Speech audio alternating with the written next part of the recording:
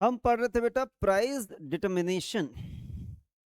जो पिछला लेक्चर था हमारा उसमें हमने पढ़ लिया था कि in case of perfect competition हम इक्विलिब्रियम कैसे स्टैब्लिश करेंगे। हम कैसे डिसाइड करेंगे कि कितनी प्राइस पर हमें बेचा जाना चाहिए, कितना क्वांटिटी हमें बेचना चाहिए, जिससे कि हम अपना प्रॉफिट मैक्सिमाइज कर सकें। परफेक्ट कंपटीशन का जो एक इंडिविजुअल फर्म है वो अपना प्रॉफिट कैसे मैक्सिमाइज कर सकता है। आज हम डिस्कस करने जा रहे हैं कि एक मोनोपोली क्या होती है, और अगर एक मोनोपोलिस्ट अपने प्रॉफिट को मैक्सिमाइज करना चाहता है, इक्विलिब्रियम अचीव करना चाहता है, ये डिसाइड करना चाहता है कि कौन से प्राइस पर बेचूं, कितनी क्वांटिटी बेचूं, जिससे कि मेरा प्रॉफिट मैक्सिमाइज हो जाए, तो ये सारे डिसीजंस वो कैसे ले सकता है। नाम से क्लियर है, पहले भी हमने डिस्कस किया हुआ है कि मोनोपोली के केस में एक अकेला सेलर होता है। खरीदने वालों की संख्या के रिस्पेक्ट में, बायर के रिस्पेक्ट पे यहाँ पर कोई रिस्ट्रिक्शन नहीं होती है। बायर यहाँ पर कम भी हो सकते हैं, ज्यादा भी हो सकते हैं, बहुत ज्यादा भी हो सकते हैं। बेचने वाला बंदा अकेला होगा, और जो सामान वो बेच रहा है उसका कोई क्लोज सब्स्टिट्यूट नहीं है, मतलब वो यूनिक नेचर की कोई गुड्स है या सर्विस है जिसे वो प्रोवाइड कर रहा है।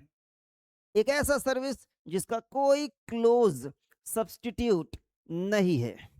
ठीक है। मोनोपोली के कुछ फीचर्स होते हैं, क्योंकि फीचर्स के बेसिस पे काफी फ्रिक्वेंटली आपसे एग्जाम में सवाल पूछे जाते हैं, इसलिए किसी भी मार्केट फॉर्म के बारे में आपको उसके फीचर्स को बेहतर तरीके से पढ़ना और समझना आपके लिए जरूरी है, क्योंकि वही एक मार्केट को दूसरे मार्केट से डिफरेंशिएट करता है। सबसे पहला फीचर तो अगेन रिपीट हो रहा है यहाँ हमारा, कि एक सिंगल सेलर होता है। सिंगल सेलर का मतलब यह है कि वही फर्म है और वही इंडस्ट्री है। जैसे परफेक्ट कंपटीशन में क्या होता है बेटा, ढेर सारी फर्म्स हैं, और सारी फर्म्स का बंडल बना लोगे तो उसे हम इंडस्ट्री कहते हैं, और यहाँ तो एक ही फर्म है। तो जो फर्म है वही इंडस्ट्री है, और जो इंडस्ट्री है वही फर्म है। Hence, the demand curve of the firm and industry will be same. जब हम नॉर्मली किसी दूसरे मार्केट फॉर्म के लिए, जैसे कि परफेक्ट कंपटीशन के लिए, अगर हम डिमांड कर्व बनाते हैं, तो एक बनेगा फर्म ए के लिए, एक बी के लिए, एक सी के लिए, फिर सबको जोड़कर एक मार्केट के लिए भी हम बनाया करते हैं, उसे हम कहते हैं मार्केट डिमांड कर्व। लेकिन यहाँ मोनोपोली के केस में एक ही कर्व बनने वाला है, वही फर्म के लिए है और वही इंडस्ट्री के लिए है, क्योंकि जो फर्म है वो खुद ही इंडस्ट्री को रिप्रेजेंट करता है। Barriers to entry, most most most important feature of monopoly. Monopoly monopoly है ही इसलिए क्योंकि कोई और दूसरा बंदा इस बिजनेस में एंटर नहीं कर पा रहा है। हम अकेले उस बिजनेस में हैं, और दूर दूर तक हमारा वहां पर कोई कॉम्पिटिटर नहीं है। क्यों एंट्री नहीं कर पा रहे हैं, उसके पीछे बहुत सारे कारण जिम्मेदार हो सकते हैं, never tested in the examination. लेकिन मैं आपको बता दूं सर, वो कारण इकोनॉमिक हो सकता है, पैसे का कारण हो सकता है। इतना पैसा तुमने लगाया है कि कोई दूसरा बंदा एंट्री ही नहीं कर पा रहा है। स्पेस एक्स, एलन मस्क की कंपनी, इतना पैसा लगा है कि दुनिया में किसी दूसरी प्राइवेट एंटिटी की हिम्मत नहीं है कि उसके बिजनेस में हाथ डाल सके। कभी कभी मामला इंस्टीट्यूशनल होता है, कभी कभी मामला लीगल होता है, कभी कभी मामला आर्टिफिशियल होता है। क्या होता है उसकी गहराई में डुबकी लगाने की जरूरत नहीं है। नो क्लोज सब्सटीट्यूट, ये मैंने आपको बता दिया था बेटा। यहाँ पर नो क्लोज सब्सटीट्यूट का मतलब ये है कि जो सामान आप बेच रहे हैं वो यूनिक है। आपके जैसा सामान कोई दूसरा बंदा नहीं बेच रहा है। इसको एग्जाम में जरा अलग तरीके से पूछा जाता है। नो क्लोज सब्सटीट्यूट तो पूछा ही जाता है। आपको एक और बात ध्यान रखनी है कि क्रॉस इलास्टिसिटी यहाँ पर जीरो होती है। What is the meaning of cross elasticity, मैं एक बार याद दिला देता हूं आपका, डिमांड में हम लोगों ने पढ़ा हुआ है। इलास्टिसिटी ऑफ डिमांड में हमने क्रॉस इलास्टिसिटी के बारे में पढ़ा हुआ है। क्या होता है ये, अगर हमारे प्रोडक्ट का क्लोज सब्सटीट्यूट अवेलेबल हो, यहां तो नहीं है, यहां तो नहीं है, लेकिन अगर किसी और मार्केट फॉर्म में हमारे पास हमारे प्रोडक्ट का क्लोज सब्सटीट्यूट अवेलेबल हो, तो सब्सटीट्यूट के प्राइस के बढ़ने और घटने से हमारे प्रोडक्ट के डिमांड को फर्क पड़ जाता है। इसे बोलते हैं क्रॉस इलास्टिसिटी, कि भाई पड़ोसी सामान का प्राइस बढ़ घट रहा है, डिमांड हमारा चेंज हो जा रहा है। इसको बोलते हैं क्रॉस इलास्टिसिटी। लेकिन यहां तो वो मामला भी नहीं है, क्योंकि कोई हमारा क्लोज सब्सटीट्यूट है ही नहीं। किसी भी कमोडिटी का, किसी भी दूसरे प्रोडक्ट का प्राइस बढ़ता है या घटता है, हमारे प्रोडक्ट के डिमांड को उससे कोई फर्क नहीं पड़ता है। दैट्स व्हाई हम कहते हैं कि क्रॉस इलास्टिसिटी यहाँ पर जीरो है। याद रखना, ये एग्जाम में पूछा जा रहा है। मार्केट पावर, यहां पर मोनोपोलिस्ट के पास मार्केट पावर होती है। जब हम कहते हैं मार्केट पावर, तो इसका मतलब है प्राइस डिसाइड करने का पावर। कोई डिमांड के फोर्सेस नहीं, कोई सप्लाई के फोर्सेस नहीं, कोई गवर्नमेंट नहीं, कोई डिसाइड नहीं करेगा। हमारा बिजनेस है, हम प्राइस डिसाइड करेंगे। ये यहां पर कहलाता है market power. Market power means power to fix the prices.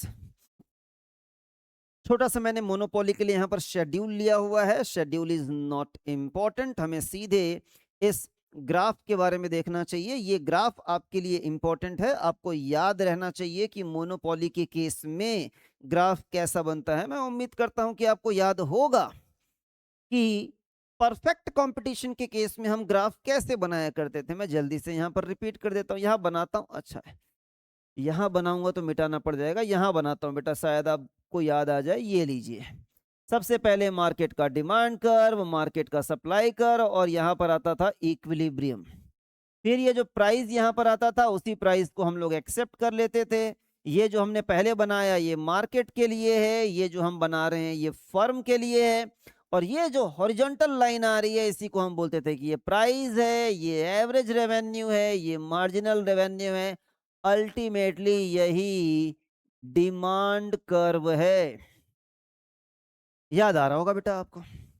बिल्कुल उसी तरीके से यहां पर जब हम बनाएंगे, यहां पर देखिए, ये जो एवरेज रेवेन्यू है, मार्जिनल रेवेन्यू है, डिमांड कर्व है, सब सेम है। लेकिन जब मामला मोनोपोली का आता है, तो यहां पर ऐसी कोई हॉरिजॉन्टल लाइन नहीं आने वाली है। यहां मोनोपोली के केस में ज्यादा बेचना है अगर आपको, तो आपको प्राइस थोड़ा सा कम करना ही पड़ेगा। ये परफेक्ट कंपटीशन नहीं है कि प्राइस यहां कांस्टेंट रहने वाला है, मोनोपोली है। अगर आपको ज्यादा बेचना है तो प्राइस कम करना पड़ेगा, प्राइस बढ़ाओगे तो डिमांड डेफिनेटली कम हो जाएगी। मतलब law of diminishing marginal utility applicable हो रहा है। Sorry, law of diminishing marginal utility मैं आपको बोल रहा हूं। लॉ ऑफ डिमांड यहां पर एप्लीकेबल हो रहा है कि प्राइस बढ़ाओगे तो डिमांड कम हो जाएगा, और प्राइस कम करोगे तो डिमांड यहां पर बढ़ जाएगा। तो ये जो एवरेज रेवेन्यू कर्व है आपका, ये जो एवरेज रेवेन्यू कर्व है, यही आपका डिमांड कर्व है, यही आपका प्राइस लाइन है। कि ज्यादा क्वांटिटी बेचनी है तो सस्ता बेचना पड़ेगा।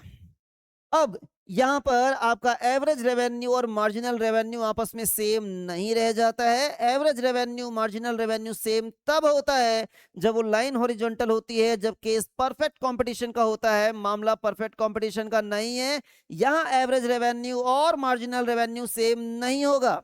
अब मार्जिनल रेवेन्यू जैसे नॉर्मली बिहेव करता है वैसे बिहेव करने लग जाएगा। नॉर्मल बिहेवियर क्या है, मैं आपको याद दिलाता हूं कि कोई भी मार्जिनल का कॉन्सेप्ट हो या कोई भी एवरेज का कॉन्सेप्ट हो, अगर मार्जिनल और एवरेज, सिर्फ रेवेन्यू की बात नहीं है, चाहे रेवेन्यू हो, चाहे कॉस्ट हो, चाहे यूटिलिटी हो, चाहे एक्स वाई जेड कुछ भी हो, अगर एवरेज और मार्जिनल दोनों बढ़ते हैं तो मार्जिनल तेजी से बढ़ता है, और दोनों घटते हैं तो मार्जिनल वाला हिस्सा तेजी से घटता है। यहां दोनों के दोनों रिड्यूस हो रहे हैं, एवरेज रेवेन्यू भी कम हो रहा है और मार्जिनल रेवेन्यू भी कम हो रहा है। स्पीड तेज किसकी होगी, कौन तेजी से रिड्यूस होगा?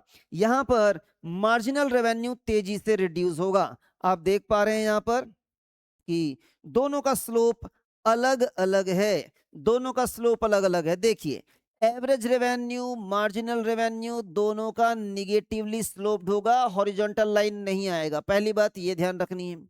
दूसरी बात आपको ये ध्यान रखनी है कि दोनों का स्लोप यहां पर अलग अलग है।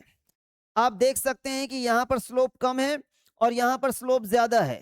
अगर मैं ऐसी लाइन ड्रॉ कर दूं और यहां पर एक बॉल रख दूं तो वो लुढ़के ही ना, मतलब स्लोप है ही नहीं। अगर मैं एक लाइन ऐसे ड्रॉप कर दूं, यहां बॉल रखूं तो बॉल लुढ़केगा, यहां ज्यादा तेजी से लुढ़केगा, यहां और ज्यादा तेजी से लुढ़केगा। तो आप देख पा रहे हैं यहां पर स्लोप लगातार बढ़ता ही जा रहा है। बताइए कहां पर आपको स्लोप ज्यादा नजर आ रही है? मार्जिनल रेवेन्यू के केस में स्लोप ज्यादा है, एवरेज रेवेन्यू के केस में स्लोप यहां पर कम है, ज्यादा है तो कितना ज्यादा है याद रखना है, एग्जाम में हमसे पूछा जाता है। Slope of marginal revenue curve is twice, slope of marginal revenue curve is twice of average revenue curve. Average revenue curve के स्लोप के कंपैरिजन में मार्जिनल रेवेन्यू कर्व का स्लोप आपका दुगना आएगा, डबल आएगा। बाकी बातें भी मैं आपको बताता हूं बेटा, इस तरह के सवाल आपसे एग्जाम में पूछे ही जाते हैं बार बार। ध्यान दीजिए कि क्या मुद्दा है। ये आपको एक वर्टिकल एक्सेस नजर आ रहा है यहां पर, वाई एक्सेस, और ये आपको नजर आ रहा है यहां पर एवरेज रेवेन्यू। अगर आप मार्जिनल रेवेन्यू के बारे में चर्चा करें तो ये दोनों के ठीक बीच में आता है, कोई 40-60 नहीं, 50-50 एग्जैक्टली बीच में आता है, वो ठीक बीच में आता है। तो इन दोनों के बीच में ये जो सेगमेंट है, ये जो ट्राइंगुलर सेगमेंट आपको यहां पर नजर आ रहा है वाई एक्सेस और एवरेज रेवेन्यू के बीच में, ये मार्जिनल रेवेन्यू कर्व उसको बराबर बराबर दो हिस्से में डिवाइड करता है। और मैं आपको बात बताऊं, यहां पर ये दूसरा इंक ले लेता हूं मैं, ये जो हिस्सा आपको नजर आ रहा है बेटा एक्स एक्सेस में, ओरिजिन से लेके ये वो वाला पॉइंट जहां पर एवरेज रेवेन्यू आ रहा है, ये वाला हिस्सा एग्जैक्टली दो बराबर बराबर हिस्सों में यहां पर डिवाइड हो जाता है मार्जिनल रेवेन्यू के द्वारा। ये जो हिस्सा आपको नजर आ रहा है और ये जो हिस्सा आपको नजर आ रहा है वो आपस में एग्जैक्टली बराबर होगा। आइए सर मैं फाइनली कंक्लूड करता हूं, बात ध्यान से सुनिए। अगर मामला परफेक्ट कंपटीशन का हो तो परफेक्ट कंपटीशन के केस में जो फर्म होती है वो प्राइस टेकर होती है, नॉट द प्राइस मेकर। वहां पर प्राइस कहीं और डिसाइड होता है, मार्केट डिमांड कर्व और मार्केट सप्लाई कर्व मिलकर प्राइस डिसाइड करते हैं। और जो प्राइस एक बार डिसाइड हो गया, अब मैं कम बेचूं या ज्यादा बेचूं, मुझे उसी प्राइस पर बेचना पड़ेगा, तो प्राइस वहां पर कांस्टेंट होता है। दैट्स वाई जो लाइन आती है वो हॉरिजॉन्टल लाइन आती है। जो प्राइस लाइन है वही डिमांड कर्व है, वही एवरेज रेवेन्यू है, वही मार्जिनल रेवेन्यू है, सब कुछ वही है, वहां पर कोइंसाइड करता है। लेकिन but in case of monopoly, monopoly के केस में ऐसा नहीं है कि हम प्राइस टेकर हैं, नहीं, we are the price maker. हम डिसाइड करते हैं प्राइस, अगर हमें ज्यादा बेचना है तो हम प्राइस कम करेंगे। लॉ ऑफ डिमांड एप्लीकेबल होगा नॉर्मल तरीके से। और चूंकि लॉ ऑफ डिमांड एप्लीकेबल हो रहा है, that's why demand curve, that is price line, that is average revenue curve, वो डाउनवर्ड स्लोपिंग बनेगा। और जब एवरेज रेवेन्यू कर्व यहां पर डाउनवर्ड स्लोपिंग है तो मार्जिनल रेवेन्यू कर्व भी डाउनवर्ड स्लोपिंग होगा। दोनों एक जैसा ही बिहेव करते हैं, बस अंतर यह है कि एवरेज रेवेन्यू कर्व के कंपैरिजन में जरा तेज होता है। कौन? Marginal revenue curve. जब दोनों रिड्यूस होते हैं तो मार्जिनल रेवेन्यू तेजी से रिड्यूस होता है। दोनों के स्लोप में अंतर है। एवरेज रेवेन्यू कर्व का जो स्लोप होगा उसका जस्ट डबल होगा मार्जिनल रेवेन्यू कर्व का स्लोप। ये मार्जिनल रेवेन्यू के जो लाइन है वो दोनों को बराबर बराबर हिस्से में डिवाइड करता है, नीचे वाले सेगमेंट को भी बराबर बराबर हिस्से में डिवाइड करता है।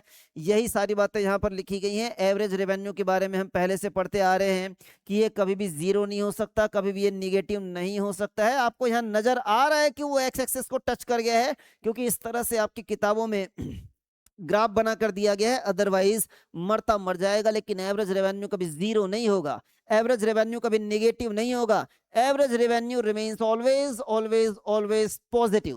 वो मार्जिनल रेवेन्यू है जो शुरुआत में पॉजिटिव रहता है, बाद में जीरो हो जाता है, और बाद में तो हद भी हो जाती है, वो नेगेटिव भी हो जाता है। पॉजिटिव, जीरो, नेगेटिव सारे खेल खेलता है वो।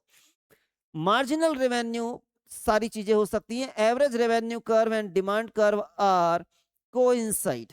वो तो मैंने पहले ही बता दिया कि यही एवरेज रेवेन्यू है, यही डिमांड है, यही प्राइस लाइन है, वो दोनों कोइंसाइड होते हैं। चलिए ये मुद्दा यहाँ पे हमारा कंप्लीट होता है।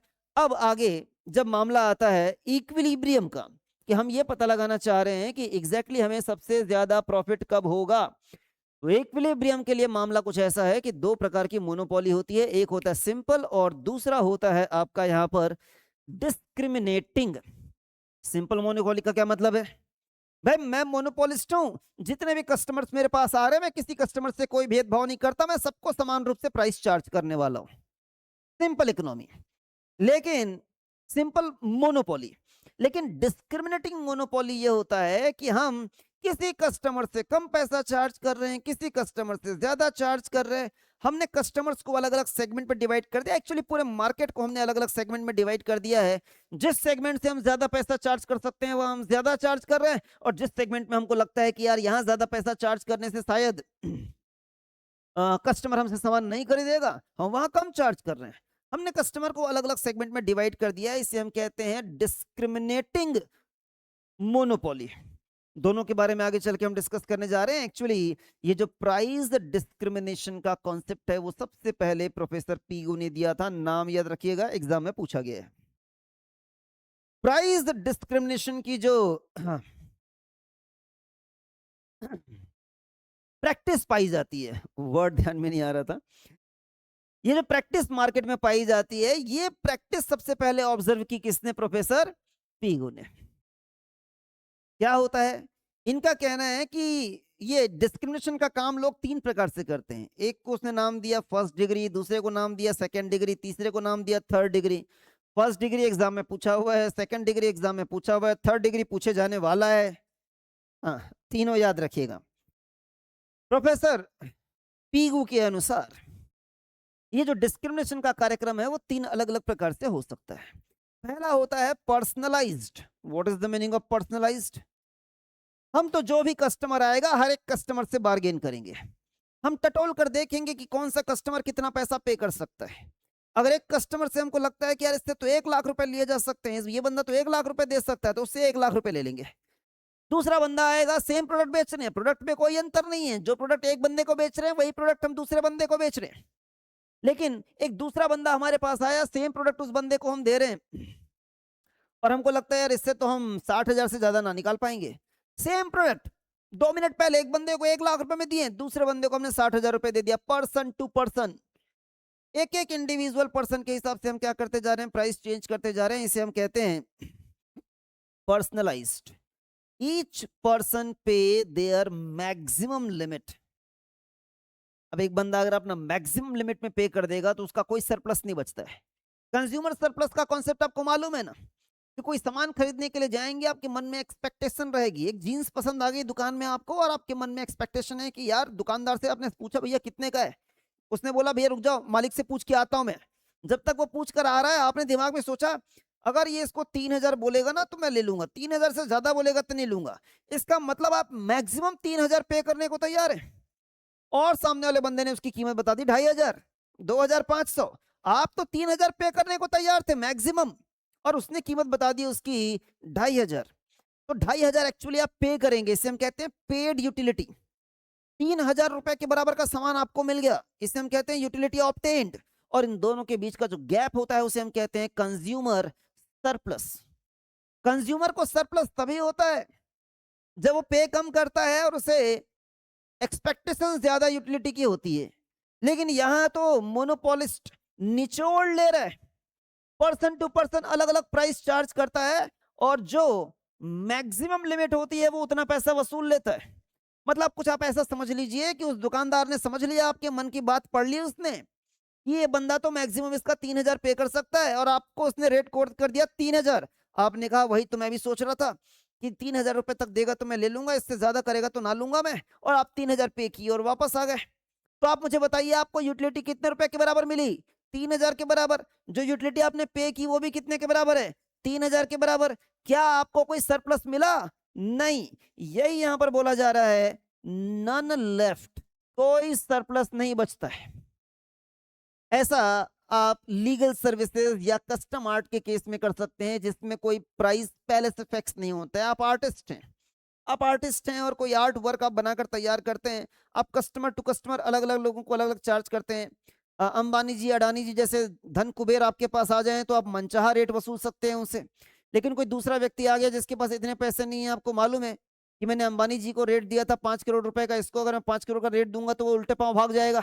आपने कहा उनसे मैंने भले 5 करोड़ रुपए लिए हो, भाई तू 50,000 दे देना, मैं तेरा काम करके दे दूंगा, क्योंकि आपको मालूम है कि इससे 50,000 रुपए से ज्यादा नहीं निकलने वाले। दूसरा जो सेकंड डिग्री है वो है on the basis of quantity. Quality भी लिखा हुआ है पर मेनली एग्जाम में जो टेस्ट किया गया है आपको वो है क्वांटिटी के रिस्पेक्ट में। बहुत बार आपने देखा होगा, नॉर्मली ये बिजनेसमैन रोज रोज कर रहे होते हैं, मतलब इवन मोनोपोली की जरूरत नहीं है, बाकी बिजनेस में भी चल रहा होता है कि भाई तुम मुझसे 1,000 यूनिट खरीदोगे तो मैं इतने रुपए पर दे दूंगा, लेकिन अगर तुम मुझसे 10,000 यूनिट खरीदोगे तो मैं और सस्ते दाम पर दे दूंगा। तो क्वांटिटी के बेसिस पर यहां पर किया जाता है। अगर बल्क में ऑर्डर दिया जा रहा है तो ऐसे केस में कंज्यूमर के पास थोड़ा सरप्लस बचता है। आप ये नहीं बोल सकते कि कंज्यूमर के पास यहाँ पर सरप्लस नहीं बचेगा। आप यहाँ कंज्यूमर को पूरा नहीं निचोड़ ले रहे हो, थोड़ा बेनिफिट तुम्हारा थोड़ा हमारा। तुम हमसे बल्क क्वांटिटी खरीद रहे हो, हमको ज्यादा प्रॉफिट कमाने का मौका मिल रहा है, तो जाओ भाई तुमको भी थोड़ा फायदा हमने दिया। बल्क डिस्काउंट का जो केस होता है वो इसमें कवर किया जाता है। या सॉफ्टवेयर में कभी कभी आपने देखा होगा बेसिक वर्जन और प्रो वर्जन आ रहा होता है। बेसिक वर्जन प्रो वर्जन, जब कभी आप कोई भी सॉफ्टवेयर परचेस करेंगे ऑनलाइन तो उसमें 2-3 अलग अलग वर्जन होते हैं। बेसिक वर्जन बहुत सस्ते में मिल रहा होता है, थोड़ा सा प्रो वर्जन जो होता है, एडवांस वर्जन जो होता है थोड़ा महंगा मिल रहा होता है, फिर जो प्रो वर्जन होता है उसमें सारी चीजें मिल रही होती हैं और प्राइस में काफी डिफरेंसेस होता है, तो प्राइस डिस्क्रिमिनेशन हो रहा है वहां पर। तीसरा तीसरा अभी तक पूछा नहीं गया है और हो सकता है कि पूछ लिया जाए आपसे, इसमें होता है group based. Price depends on who you are. Means आप एग्जांपल से समझ पाएंगे, अगर आप स्टूडेंट हैं तो आपको अलग रेट पर दिया जाएगा, अगर आप सीनियर सिटीजन हैं तो आपको अलग रेट पर दिया जाएगा। तो कई बार आपने बहुत जगह पर सुना होगा स्टूडेंट्स डिस्काउंट। या रेलवे के टिकट के बारे में देख लीजिए, जो सीनियर सिटीजन होते हैं उनको डिस्काउंट मिलता है, सीनियर सिटीजन को ढेर सारी जगह पर अलग अलग रेट पर डिस्काउंट मिल रहा होता है आपको। Who you are as a person, इसके बेसिस पर आपको क्या मिल रहा है, डिस्काउंट मिल रहा है। यहां आपकी जेब देखी जा रही थी, विलिंगनेस टू पे। यहां आपका ऑफर देखा जा रहा था कि कौन सी क्वांटिटी और कौन सी क्वालिटी चाहिए आपको, और यहां आपको देखा जा रहा है कि एज अ पर्सन आप कौन हो और अकॉर्डिंगली आपको प्रोवाइड किया जा रहा है। याद रखिएगा सर, ये 3 डिग्री यहां पर। अब हम अपने मेन मुद्दे पर आते हैं कि आखिर एक मोनोपोलिस्ट मोनोपोली मार्केट में इक्विलिब्रियम कैसे स्टैब्लिश करता है। इक्विलिब्रियम स्टैब्लिश करने के लिए यहाँ पर 2 ब्रॉड कैटेगरीज में हमने डिवाइड किया हुआ है। पहले तो सिंपल मोनोपोली का हम जिक्र यहाँ पर कर रहे हैं, सिंपल मोनोपोली का हम यहाँ जिक्र कर रहे हैं। अरे यार ब्लू इंक कहाँ गया। फिर जब सिंपल मोनोपोली का काम खत्म हो जाएगा तो हम प्रोफेसर पीगू के पास वापस लौट कर चलेंगे, उनसे पूछेंगे कि डिस्क्रिमिनेटिंग मोनोपोली अगर हो, अगर वहां पर प्राइस डिस्क्रिमिनेशन किया जा रहा हो, तो आप बताइए अब कि एक मोनोपोलिस्ट कैसे डिसाइड करे कि इक्विलिब्रियम कहां स्टैब्लिश होने वाला है, वो अपना प्रॉफिट कैसे मैक्सिमाइज करे। उसे अभी थोड़ी देर के लिए अलग रखिए, उस पर हम आते हैं। पहले हम यहाँ पर ये चर्चा कर लें कि सिंपल मोनोपोली में क्या पॉसिबल है। ऑब्वियस सी बात है, यहाँ पर 2 बातें हो सकती हैं कि एक मोनोपोलिस्ट शॉर्ट रन में कितना पैसा कमाने जा रहा है, या एक मोनोपोलिस्ट जो है वो लॉन्ग रन में कितना पैसा कमाने जा रहा है। अगर आप शॉर्ट रन और लॉन्ग रन में इन दोनों चीजों को डिवाइड कर दें तो शॉर्ट रन वाला मामला बिल्कुल वैसा ही है जैसा हम लोगों ने परफेक्ट कंपटीशन में पढ़ा था। क्या पढ़ा था हम लोगों ने परफेक्ट कंपटीशन में? प्राइस हम डिसाइड नहीं करेंगे, मार्केट डिसाइड करके देगा। यहां मामला जरा अलग है। फिर हम क्वांटिटी खुद से डिसाइड करते थे, और जब क्वांटिटी डिसाइड कर लेते थे फिर हम मार्केट के ऊपर छोड़ देते थे कि बताओ अब हमको जो प्रॉफिट होने वाला है वो कैसे होने वाला है, नॉर्मल प्रॉफिट होने वाला है, सुपर नॉर्मल प्रॉफिट होने वाला है कि लॉस होने वाला है। मामला कुछ उसी तरह का है यहाँ पर हम पता लगाएंगे कि हमें कौन से प्राइस पर बेचना है, हम पता लगाएंगे कि हमें कितनी क्वांटिटी बेचनी है। ये दोनों चीजें पता लगाने के बाद हम चीजें मार्केट के ऊपर छोड़ देंगे और मार्केट से पूछेंगे कि अब बताओ, हमने तुमको बता दिया ना कि हम कितने प्राइस पर बेचने वाले हैं, हमने तुमको ये भी बता दिया कि हम कितनी क्वांटिटी बेचने वाले हैं, और उस प्राइस को हम चेंज नहीं करना चाहते हैं, उस क्वांटिटी को भी हम चेंज नहीं करना चाहते हैं, क्योंकि वही इक्विलिब्रियम प्राइस है, वही इक्विलिब्रियम क्वांटिटी है, वही हमको बेस्ट रिजल्ट देने वाला है। बस तुम ये बताओ कि इस इक्विलिब्रियम क्वांटिटी के लिए मेरा प्राइस कैसा, मेरा प्रॉफिट कैसा होने वाला है। क्या मेरा प्रॉफिट नॉर्मल प्रॉफिट होने वाला है, या सुपर नॉर्मल प्रॉफिट, या मेरा प्रॉफिट नहीं होने वाला है, लॉस होने वाला है। तो ये बिल्कुल मिलता जुलता कॉन्सेप्ट अभी हम डिस्कस करेंगे यहाँ पर। But in long run, long run में हम लोगों ने पढ़ा था बेटा परफेक्ट कंपटीशन के बारे में कि परफेक्ट कंपटीशन में लॉन्ग रन में किसी भी फर्म को सिर्फ और सिर्फ नॉर्मल प्रॉफिट होता है। लॉस इसलिए नहीं होता क्योंकि लॉस होगा तो बंदा बिजनेस करके निकल लेगा, और सुपर प्रॉफिट नहीं होता है। क्यों नहीं होता है अभी हम फिर से डिस्कस करेंगे दोबारा, जब यहां डिस्कस कर रहे होंगे तब। चलिए एक एक करके स्टार्ट करते हैं। सबसे पहले हम यहाँ पर जिक्र कर रहे हैं सिंपल मोनोपोली के बारे में। सिंपल मोनोपोली के बारे में सारी बातें हम लोगों ने यहाँ पर पहले भी डिस्कस कर ली थी, वही बातें यहाँ लिखी हुई है नीचे। सीधे हम आ रहे हैं सिंपल मोनोपोली में शॉर्ट रन इक्विलिब्रियम। थोड़ा सा डिफरेंस है परफेक्ट में और इसमें। परफेक्ट कंपटीशन में क्या होता था, सबसे पहले हम यहाँ प्राइस डिसाइड करते थे। ये हमारा मार्केट का डिमांड कर्व और सप्लाई कर्व जो प्राइस डिसाइड करता था। जो प्राइस डिसाइड हो गया उस प्राइस को हम यहाँ पर एक्सेप्ट कर लेते थे। और प्राइस को एक्सेप्ट करने के बाद, तो यहाँ पहले क्या डिसाइड होता था परफेक्ट कंपटीशन में? परफेक्ट कंपटीशन में सबसे पहले प्राइस डिसाइड होता था, जो हमें मार्केट डिसाइड करके देता था। उस प्राइस को हम चेंज नहीं कर सकते, because we are the price taker in perfect competition. We are the price taker. जो प्राइस हमने ले लिया ना, हम उसे बढ़ा सकते हैं ना उसे हम घटा सकते हैं। फिर इस प्राइस को बेस लेकर हम पता लगाना चाहते थे कि ठीक है सर जी, प्राइस तो ये ठीक है, लेकिन हम कितना क्वांटिटी बेचें जिससे कि हमारा प्रॉफिट मैक्सिमाइज हो सके। तो हम यहाँ पर क्वांटिटी निकालते थे स्टेप नंबर 2 में। क्वांटिटी निकालने के लिए हम यहाँ पर मार्जिनल कॉस्ट कर्व को लेकर आते थे। This is your marginal revenue. और फिर हम पता लगाते थे कि ये वाला जो पॉइंट है ना, ये हमारा इक्विलिब्रियम पॉइंट है और ये हमारा इक्विलिब्रियम क्वांटिटी। तो हम क्वांटिटी पता लगा लेते थे मार्जिनल रेवेन्यू और मार्जिनल कॉस्ट को इक्वेट करके। फिर हम क्या करते थे? फिर हम तीसरे नंबर पर पता लगाते थे कि ये तो फाइनल हो गया, अब बताओ कि हमें जो प्रॉफिट हो रहा है क्या वो नॉर्मल प्रॉफिट है या सुपर नॉर्मल प्रॉफिट है या लॉस होगा। और ये सब पता लगाने के लिए हम क्या करते थे? हम एवरेज कॉस्ट के साथ कंपेयर करते थे। इसे पता लगाने के लिए हमने क्या किया? एवरेज रेवेन्यू और marginal cost, sorry marginal revenue और मार्जिनल कॉस्ट के बीच में कंपैरिजन किया हम लोगों ने। यहां पर हम क्या करने वाले हैं? यहां हमारा पहला स्टेप प्राइस नहीं है, यहां पर हमारा जो सबसे पहला स्टेप है वो है क्वांटिटी पता करना। हमारा यहां पर सबसे पहला स्टेप होता है क्वांटिटी पता करना। हम प्राइस पता कर लेंगे कि हमें कितने प्राइस पर बेचना चाहिए, पहले हम ये डिसाइड कर लेते हैं कि हमें एग्जैक्टली कितनी क्वांटिटी बेचनी है। मैं दिखाता हूं बेटा, ग्राफ से आपको बात समझ में आएगी। किधर है ग्राफ हमारा? ये देखिए, this is your marginal revenue, this is your marginal cost. वही एग्जैक्टली सेम कंडीशन जो परफेक्ट कंपटीशन के केस में हम लोग यूज करते थे। पहली कंडीशन की ये दोनों बराबर होना चाहिए, दूसरा कंडीशन ये कि नीचे से ऊपर की ओर कट करना चाहिए। ये देखिए सर, ये दोनों आपस में बराबर हैं इस पॉइंट में, और marginal cost curve marginal revenue curve को नीचे से ऊपर की ओर कट कर रहा है। ये है आपका इक्विलिब्रियम। यहां से परपेंडिकुलर ड्रॉ करेंगे तो ये पता चल गया आपको इक्विलिब्रियम क्वांटिटी। पहले हम पता करते थे प्राइस, अभी हम पता कर रहे हैं सबसे पहले क्वांटिटी। पता चल गई क्वांटिटी। अब इस क्वांटिटी को आप यूज करेंगे और यूज करके आप यहां आ जाएंगे। सर ये है आपका डिमांड कर्व, जिसे आप एवरेज रेवेन्यू के नाम से पुकार रहे हैं। क्वांटिटी पता चल गई है तो लॉ ऑफ डिमांड लगाइए कि इतनी क्वांटिटी अगर मुझे बेचनी है तो मुझे कितने प्राइस पर बेचना पड़ेगा। लीजिए सर, आपका प्राइस भी यहां पर डिटरमाइन हो गया। तो आपको स्टेप नंबर 2 में यहां पर प्राइस डिटरमाइन करना था। स्टेप नंबर 2 में आपने प्राइस डिटरमाइन कर लिया। और जब आप ये दोनों चीजें डिटरमाइन कर चुके हैं कि एक सिंपल मोनोपोली में आपको प्राइस कितना रखना है, आपको क्वांटिटी कितनी बेचनी है, आप ये दोनों चीजें डिसाइड कर चुके हैं, इक्विलिब्रियम प्राइस और इक्विलिब्रियम क्वांटिटी आपको पता चल चुकी है। यही प्राइस और यही क्वांटिटी आपको मैक्सिमम प्रॉफिट जनरेट करके देने वाला है। अब हमारे मन में एक सवाल उठता है कि एग्जैक्टली हम कैसा प्रॉफिट यहां जनरेट करने जा रहे हैं?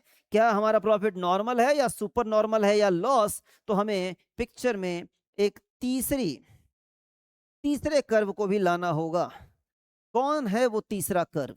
आइए सर, एवरेज रेवेन्यू पहले से था, एवरेज रेवेन्यू कर्व पहले से था, एवरेज रेवेन्यू कर्व पहले से था। एवरेज रेवेन्यू कर्व को हमें कंपेयर करना होता है एवरेज कॉस्ट से, एवरेज कॉस्ट से। ये रहा सर आपका यहां पर एवरेज कॉस्ट कर्व। पिछली बार भी मैंने आपसे डिस्कस किया था, पिछली बार भी एग्जैक्टली सेम कंडीशन था जैसा कि हम लोगों ने पढ़ा था परफेक्ट कंपटीशन में। वही एवरेज रेवेन्यू और वही एवरेज टोटल कॉस्ट, वही एवरेज रेवेन्यू वही एवरेज टोटल कॉस्ट। अगर दोनों आपस में बराबर होते हैं मतलब जस्ट वो टच करके निकल जाता है। जब वो जस्ट टच करके निकल जाता है तो ये दोनों आपस में बराबर होते हैं, और ऐसे केस में आपका जो इकोनॉमिक प्रॉफिट होता है वो जीरो होता है। भले ही इकोनॉमिक प्रॉफिट जीरो है लेकिन स्टिल आप नॉर्मल प्रॉफिट यहां पर जनरेट कर रहे होते हैं। क्या हो अगर एवरेज रेवेन्यू बड़ा हो और कॉस्ट कम हो। जब कॉस्ट कम होती है तो जो आपका इकोनॉमिक प्रॉफिट होता है वो मोर देन जीरो होता है। ऐसे केस में आप सुपर नॉर्मल प्रॉफिट जनरेट कर रहे होते हैं, जो कि यहां पर आपको नजर आ रहा है। और अगर आपकी कॉस्ट ज्यादा आ रही है तो वैसे केस में वो जो आपका कॉस्ट कर्व होता है, एवरेज कॉस्ट कर्व, वो ऊपर से निकल जाता है। वो टच ही नहीं करता, वो इंटरसेक्ट ही नहीं करता है, वो ऊपर से निकल जाता है। कॉस्ट आपकी हमेशा ज्यादा रहने वाली है और रेवेन्यू आपका कम आने वाला है। रेवेन्यू आप कम जनरेट कर रहे हैं, कॉस्ट आपका ज्यादा आ रहा है। तो ऐसे केस में आपका जो इकोनॉमिक प्रॉफिट है, सिमिलर कॉन्सेप्ट है बेटा, वो हो जाएगा लेस देन जीरो। और ऐसे केस में फायदा होने की जगह आपको नुकसान होने लग जाएगा। आपके मन में ये बात आएगी, सर मोनोपोली होने के बावजूद लॉस। बेटा शॉर्ट रन में कुछ भी पॉसिबल है, शॉर्ट रन में कुछ भी पॉसिबल है। जोमेटो और स्विगी जब स्टार्ट हुआ, या उसके पहले जब पेटीएम स्टार्ट हुआ, पेटीएम अकेला था बेटा पूरे हिंदुस्तान में उस तरह का बिजनेस करने वाला, ऑनलाइन पेमेंट ट्रांजैक्शन करने वाला, मोनोपोली थी। बावजूद इसके सालों साल उसे सिर्फ नुकसान होता रहा, लेकिन बावजूद इसके इन्वेस्टर पैसा लगाते रहे, क्योंकि इन्वेस्टर को मालूम है कि शॉर्ट रन में भले ही लॉसेज हो, लॉन्ग रन में जो मोनोपोली होती है ना, वो सुपर नॉर्मल प्रॉफिट ही जनरेट करती है। अभी हम डिस्कस करने जा रहे हैं यहाँ पर। तो ये हमारा कॉन्सेप्ट यहाँ पर हो गया कि हमने कैसे पता लगाया। वही सारी बातें यहाँ पर लिखी हुई है, आप देख पाएंगे बेटा। मैं आगे बढ़ रहा हूँ यहाँ पर लॉन्ग रन इक्विलिब्रियम के बारे में। तो एक बात ध्यान में रखिएगा कि लॉन्ग रन में कोई भी फर्म हो, अपना प्रॉफिट वो मैक्सिमाइज ही करना चाहती है। बात चाहे परफेक्ट कंपटीशन का हो, चाहे मोनोपोली का हो, चाहे आगे हम जो जिक्र करेंगे मोनोपोलिस्टिक, या उसके बाद जो हम जिक्र करेंगे ओलिगोपोली। कोई भी एंटिटी हो बेटा, लॉन्ग रन में क्या करना चाहेगा? अपने प्रॉफिट को मैक्सिमाइज ही करना चाहेगा। तो वही बात सिंपल सी मैंने यहां पर लिखी हुई है कि आप अपना प्रॉफिट यहां मैक्सिमाइज करना चाहते हैं। लेकिन यहां पर एक छोटा सा डिफरेंस है जो आपको ध्यान रखना है, जो एग्जाम में आपको टेस्ट भी किया जाता है। क्या डिफरेंस ध्यान में रखना है? परफेक्ट कंपटीशन के केस में आपको याद है कि लॉन्ग रन में प्रॉफिट मैक्सिमाइज करने का क्या फॉर्मूला हुआ करता था, मतलब क्या मेथडोलॉजी हुआ करती थी? वहां पर फॉर्मूला ये था कि आप लॉन्ग टर्म एवरेज कॉस्ट को मिनिमम करने की कोशिश कर रहे थे। जो आपका एवरेज कॉस्ट है, एवरेज टोटल कॉस्ट, उसे आप मिनिमाइज करने की कोशिश कर रहे थे। Long term average total cost, LATC था क्या? उसे आप मिनिमाइज करने की कोशिश कर रहे थे। कब? जब आप परफेक्ट कंपटीशन में हैं। अगर आप एक परफेक्ट कॉम्पिटिटिव मार्केट में हैं, एक परफेक्ट कॉम्पिटिटिव मार्केट में जहां ढेर सारी फर्म है, उसमें से आपकी एक फर्म है, और आप लॉन्ग रन में even normal profit, super normal तो भूल जाओ, उधर पॉसिबल नहीं है, नॉर्मल प्रॉफिट भी जनरेट करना चाहते हैं, तो एक ही शर्त है वहां पर, क्या आपको अपना कॉस्ट मिनिमाइज करना होगा। अगर आपने अपना कॉस्ट मिनिमाइज कर लिया है, देन आप नॉर्मल प्रॉफिट जनरेट कर पाएंगे। यहां ऐसी कोई शर्त नहीं है। अरे यहाँ आप मालिक हो, कोई कॉम्पिटिटर नहीं है इधर। आपको जहां रुकना है वहां रुक जाओ। आप प्रोडक्शन बढ़ाते जा रहे हो, कॉस्ट कम होते जा रहा है, प्रोडक्शन बढ़ाते जा रहे हो, कॉस्ट कम होते जा रहा है, और बढ़ाया और कम हो गया, मिनिमम नहीं हुआ है, यही रोकना है, हाँ रोक दो यही। अगर आपको लगता है कि आपका प्रॉफिट मैक्सिमाइज होने वाला, आप यहीं रुक जाइए, आपको मिनिमम तक आने की जरूरत नहीं है। अगर आपको लगता है कि मिनिमम तक जाना है तो आप जाइए। यहां पर मिनिमम तक जाना कोई कंडीशन नहीं है, कोई शर्त नहीं है। वो कंडीशन सिर्फ और सिर्फ तभी थी जब हम परफेक्ट कंपटीशन के बारे में जिक्र कर रहे थे। यहां मोनोपोली के केस में ऐसी कोई कंडीशन नहीं है कि तुम प्रॉफिट मैक्सिमाइज तभी कर पाओगे जब तुम कॉस्ट को मिनिमाइज करोगे ना, तुम कहीं भी रुक सकते हो। Monopolist need not to produce at optimum level, he may produce at suboptimum level also. Optimum level means minimum cost. Minimum cost वाली पोजीशन पर जाने की जरूरत नहीं है, वो ऑप्टिमम लेवल है। तुम सब ऑप्टिमम लेवल पर, उसके पहले भी कहीं पर भी रुक सकते हो। Monopolist need not reach the minimum of LAC curve, he may stop at any point on the LAC where his profit is maximum. However, one thing is certain, obvious सी बात है बेटा, नॉर्मल सी बात लिखी हुई है। क्या कोई भी मोनोपोलिस्ट लॉन्ग रन में भी लॉस बियर कर रहा है तो क्या बिजनेस चलता रहेगा? क्या नहीं, शॉर्ट रन में लॉस समझ में आता है। लॉन्ग रन में भी तुमको लॉसेस हो रहे हैं, फिर तो तुमको बिजनेस बंद करके चले जाना चाहिए। He will continue to make super normal profit. Monopoly monopolist long run में हमेशा हमेशा हमेशा सुपर नॉर्मल प्रॉफिट जनरेट करता है। क्यों? क्यों सुपर नॉर्मल प्रॉफिट जनरेट करता है? सर परफेक्ट कंपटीशन में तो ऐसा नहीं होता था सर। परफेक्ट कंपटीशन के केस में तो बंदा हमेशा नॉर्मल प्रॉफिट ही जनरेट करता है। अरे भाई परफेक्ट कंपटीशन के केस में अगर शॉर्ट रन में कोई firm super normal profit generate कर रही है तो बाकी जो दूसरे बिजनेसमैन होते हैं, बाकी जो दूसरी फर्म होती है, उनके मन में लड्डू फूटता है कि यार ये बंदा सुपर नॉर्मल प्रॉफिट जनरेट कर रहा है, ये वाला बिजनेस करके हम भी यही बिजनेस कर लेते हैं और हम भी प्रॉफिट कमाएंगे। और वहां परफेक्ट कंपटीशन के केस में एंट्री पर कोई बैरियर नहीं है, एग्जिट पर कोई बैरियर नहीं है, जो बंदा चाहे वो आसानी से एंटर करके बिजनेस कर सकता है। तो वहां परफेक्ट कंपटीशन के केस में अगर किसी बंदे को सुपर नॉर्मल प्रॉफिट हो रहा है तो दूसरे बिजनेसमैन से देखा नहीं जाता। वो आते हैं और वो लोग क्या कर लेते हैं वहां पर अपना बिजनेस स्टार्ट कर देते हैं। अब जब इतने सारे लोग आ गए हैं वहां पर बिजनेस करने के लिए तो अल्टीमेटली वो तुम्हारा मार्केट शेयर भी खा जाते हैं, जिससे कि प्रॉफिट नॉर्मलाइज हो जाता है और नॉर्मल प्रॉफिट ही जनरेट कर पा रहे हो। तो दैट्स वाई कहा जाता है कि परफेक्ट कंपटीशन में सारे के सारे फर्म्स को सिर्फ और सिर्फ नॉर्मल प्रॉफिट ही होता है। लेकिन व्हाट अबाउट मोनोपोली? मोनोपोली में अगर तुम बहुत ज्यादा प्रॉफिट कमा रहे हो, तुम्हारा सुपर नॉर्मल प्रॉफिट हो रहा है और किसी दूसरे बिजनेसमैन ने देख भी लिया कि तुमको बहुत ज्यादा प्रॉफिट हो रहा है, उसके मन में जितना लड्डू फूटना है फूटने दो, वो तुम्हारे बिजनेस में एंटर नहीं कर सकता। यही तो सबसे बड़ी खासियत होती है मोनोपोली की, कि वो बंदा तुम्हारे बिजनेस में एंटर ही नहीं कर सकता। किधर गया बेटा? यहीं से चालू किया था ना हम लोगों ने। आजा भाई जल्दी आजा। कहाँ है? ये देखिए, बैरियर्स टू एंट्री। इकोनॉमिक कारण है, इंस्टीट्यूशनल कारण है, लीगल कारण है, आर्टिफिशियल कारण है, एक्स वाई जेड, इतने सारे कारण हैं, तुम यहाँ एंटर नहीं कर सकते। और तुम एंटर अगर नहीं कर पाओगे तो मुझे कोई दुनिया की ताकत सुपर नॉर्मल प्रॉफिट जनरेट करने से नहीं रोक सकती। दैट्स वाई लॉन्ग रन में परफेक्ट कंपटीशन में हमेशा नॉर्मल प्रॉफिट ही होता है, but in case of monopoly super profit, super normal profit generate होते हैं। उम्मीद करता हूं कि बात याद रहेगी आप लोगों को। चलिए सर, ये पॉइंट हम लोगों ने यहां पर कवर कर लिया। Price discrimination, professor Pigou. एकदम सिंपल सी बात है, कमोडिटी यहाँ पर स्पेसिफिक है, सामान में कोई अंतर नहीं है, इसको भी वही सामान दे रहा हूं, उसको भी वही सामान दे रहा हूं, लेकिन different buyer at different prices. अलग अलग बायर को हम अलग अलग प्राइजेस पर दे रहे हैं। जैसे कि इलेक्ट्रिसिटी कंपनी इसका बेस्ट एग्जांपल है। इलेक्ट्रिसिटी कंपनी जो होती है वो सेम इलेक्ट्रिसिटी बिजनेसमैन को सबसे ज्यादा रेट पर दे रही होती है। हाउस होल्ड जो घरेलू उपयोग के लिए लोग बिजली लेते हैं उनको सस्ते दाम पर मिल रहा होता है, और सबसे सस्ते दाम पर तो देश के किसानों को मिलता है।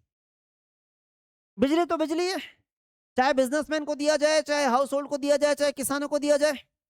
अगर एक खुला तार रहेगा, हाथ लगाओगे तो झटका समान रूप से लगेगा सबको। ऐसा तो है नहीं कि कोई प्रीमियम बिजली है जो बिजनेसमैन को दे दी जा रही है और दैट्स वाई उससे ज्यादा अमाउंट चार्ज किया जा रहा है, या किसान को जो बिजली दी जा रही है वो कोई अलग क्वालिटी की बिजली है, दैट्स वाई उससे कम दाम पर चार्ज किया जा रहा है। नहीं, प्रोडक्ट तो सेम है, स्पेसिफिक प्रोडक्ट है, और इसके बावजूद सबसे अलग अलग पैसे यहाँ पर चार्ज किए जा रहे होते हैं। ये एक परफेक्ट एग्जांपल है आपका प्राइस डिस्क्रिमिनेशन का। कंडीशंस। अब ऐसा नहीं है कि, अच्छा पहली बात तो ये कि प्राइस डिस्क्रिमिनेशन मोनोपोली में ही पॉसिबल है और कहीं पॉसिबल है भी नहीं। दूसरी बात ये है कि सिर्फ आपकी मोनोपोली है इसलिए आप प्राइस डिस्क्रिमिनेशन कर ही लेंगे, और प्राइस डिस्क्रिमिनेशन करके आप ढेर सारा पैसा कमा लेंगे, कोई जरूरी नहीं है। तीन चार शर्तें हैं जो पूरी होनी चाहिए। जब वो सारी की सारी शर्तें आप पूरी करते हैं तब कहीं जाकर आप प्राइस डिस्क्रिमिनेशन कर पाते हैं। जो सबसे पहली शर्त है वो ये है कि आपके पास प्राइस सेट करने का पावर होना चाहिए, जो कि ऑब्वियस सी बात है जनरली मोनोपोली में होता है। आपके पास प्राइस सेट करने का अधिकार होना चाहिए। दूसरी शर्त जो है वो ये है कि प्राइस इलास्टिसिटी डिफरेंट होनी चाहिए अलग अलग सब मार्केट का। जैसे एक बहुत बड़ा मार्केट है, उसको आपने 2 या 3 फॉर एग्जांपल शुरुआत में 2 मार्केट में आपने डिवाइड कर लिया है, तो दोनों मार्केट की प्राइस इलास्टिसिटी अलग-अलग होनी चाहिए। प्राइस इलास्टिसिटी अलग-अलग होनी चाहिए मतलब प्राइस इलास्टिसिटी का मतलब होता है सेंसिटिविटी, रिस्पॉन्सिवनेस, कि जैसे मैंने प्राइस थोड़ा-सा बढ़ा दिया, तो कंज्यूमर कैसा रिस्पॉन्स कर रहे हैं? क्या मैंने प्राइस बढ़ाया तो कंज्यूमर ने डिमांड कम कर दी? थोड़ी बहुत कम की या बहुत ज़्यादा कम कर दी? अगर उन्होंने बहुत ज़्यादा कम कर दिया तो मैं कहूँगा यार बड़े सेंसिटिव कंज्यूमर हो तुम। यहाँ तो प्राइस इलास्टिसिटी बहुत ज़्यादा है। वहीं एक दूसरा मार्केट है, वो दूसरे मार्केट में मैंने प्राइस बढ़ा दिया, वहाँ के कंज्यूमर्स को फ़र्क नहीं पड़ा। 2-4 लोगों ने मेरा सामान खरीदना बंद कर दिया, थोड़ा-सा कम हो गया, लेकिन जितना मैंने प्राइस बढ़ाया था उसके कंपैरिज़न में डिमांड में कोई ख़ास फ़र्क नहीं पड़ा है। मतलब they are less responsive, elasticity ज़रा-सी कम है। तो ऐसे केस में ना बिज़नेसमैन फ़ायदा उठाता है इसका। जहाँ लोग ज़्यादा सेंसिटिव होते हैं ना, तो वहाँ वो प्राइस नहीं बढ़ाता। उसको लगता है यार इधर प्राइस बढ़ाऊँगा तो लोग धड़ाम से डिमांड कम कर देंगे और डिमांड कम करेंगे तो मुझे नुकसान होना लग पड़ जाएगा। वो एक मीम चलता ना, ये तो लेने के देने पड़ गए। तो वैसा कुछ हो जाएगा कि यहाँ तो यार मैं सोच रहा था कि प्राइस बढ़ाकर ज़्यादा पैसा कमा लूँगा, उल्टा हो ये गया कि जैसे ही मैंने प्राइस बढ़ाया डिमांड कम हो गई, फ़ायदा होने के बजाय नुकसान हो गया। यहाँ के लोग तो ज़बरदस्त सेंसिटिव हैं, तो वहाँ प्राइस वो नहीं बढ़ाएगा। लेकिन दूसरा मार्केट, वो दूसरे मार्केट में उसको मालूम है, ये दूसरे सेगमेंट के लोगों का बिहेवियर वो जानता है। उसको पता है कि प्राइस बढ़ा भी दूँगा ना, इन लोगों को खास फ़र्क नहीं पड़ता है। डिमांड कम होगी, लॉ ऑफ डिमांड तो लगता ही है। डिमांड कम होगी, लेकिन थोड़ी-सी ही कम होगी। मैं तो प्राइस बढ़ा रहा हूँ 10% से और डिमांड कम हो रही है 2% से। इनसे प्राइस बढ़ाकर पैसे वसूल किए जा सकते हैं। तो ये बंदा क्या करता है, जहाँ मोर रिस्पॉन्सिव मार्केट है, जहाँ इलास्टिसिटी ज़्यादा है, वहाँ प्राइस कम रखता है। और जो लेस रिस्पॉन्सिव मार्केट है, जहां पर इलास्टिसिटी कम है, वहां प्राइस बढ़ा देता है। हो गया प्राइस डिस्क्रिमिनेशन यहां पर। तो प्राइस डिस्क्रिमिनेशन के लिए सबसे पहली बात तो यह है कि प्राइस सेट करने का पावर होना चाहिए। दूसरी बात यह है कि आप मार्केट को इस प्रकार से डिवाइड कर पाए सब मार्केट्स में, और जिन सब मार्केट्स में आपने डिवाइड किया है उन सब मार्केट में प्राइस की इलास्टिसिटी अलग अलग होनी चाहिए। प्राइस के रिस्पेक्ट में जो रिस्पॉन्सिवनेस है, वो रिस्पॉन्सिवनेस अलग अलग होना चाहिए अलग अलग मार्केट में। और सबसे लास्ट है यहाँ पर नो मार्केट आर्बिट्रेज। ये मार्केट आर्बिट्रेज क्या होता है पहले मैं आपको बता रहा हूँ। आपने देखा यार यहाँ पर इलास्टिसिटी जो है वो लेस है, मतलब लोग जो है वो लेस रिस्पॉन्सिव है। प्राइस बढ़ा भी देता हूं तो डिमांड कम नहीं होने वाली है, तो आपने यहाँ प्राइस बढ़ा दिया, आपने इधर प्राइस बढ़ा दिया। आपके पास एक दूसरा मार्केट है, एक और दूसरा मार्केट है, वहां के लोग जो हैं वो जबरदस्त रिस्पॉन्सिव है, जब थोड़ा सा भी प्राइस बढ़ाने की डिमांड कम कर देते हैं, तो वहां आपने प्राइस लो रखा। क्यों ऐसा किया आपने यहाँ पर? आपने ऐसा इसलिए किया कि यहाँ प्राइस कम रेट रख लेता हूँ, यहाँ ज्यादा रख लेता हूँ, यहाँ से जितना प्रॉफिट होगा इट्स ओके, ज्यादा प्रॉफिट मैं यहाँ से कमा लूंगा ज्यादा प्राइस रखकर। अब ये जो दूसरा मार्केट है, मैं इसको नाम दे देता हूं बेटा, मार्केट ए और मार्केट बी। मार्केट के बी के लोगों के पास मान लेते हैं कि इस प्रकार का अपॉर्चुनिटी है कि वो आपसे सस्ते दाम पर खरीदेंगे और यहां बेच देंगे। ये आपकी फर्म है बेटा, ये लो, ये आपसे खरीद रहे हैं और इनको बेच दे रहे हैं, तो इनमें से कोई भी आपके पास खरीदने के लिए नहीं आएगा, क्योंकि ये इनको बेच दे रहे हैं। फॉर एग्जाम्पल आप इनको बेच रहे हो 10 रुपए में, इनको बेच रहे हो 20 रुपए में, ये आपसे 10 रुपए में खरीद के इनको बेच देंगे 15 रुपए में, तो बोलेंगे सर 20 रुपए में आपसे ना खरीदने वाले, मार्केट में कहीं और 15 रुपए में सेम सामान मिल रहा है हमको, तो ये यहां से खरीद लेंगे। आपने क्या सोचकर डिस्क्रिमिनेशन किया था? यहां से ज्यादा पैसे कमाएंगे, यहां सस्ता बेचेंगे, यहां से तो एक फूटी कौड़ी ना कमा पा रहे आप, ये सस्ते दाम पे खरीद के ये लोग फायदा उठा रहे हैं, इसको बोलते हैं आर्बिट्रेज।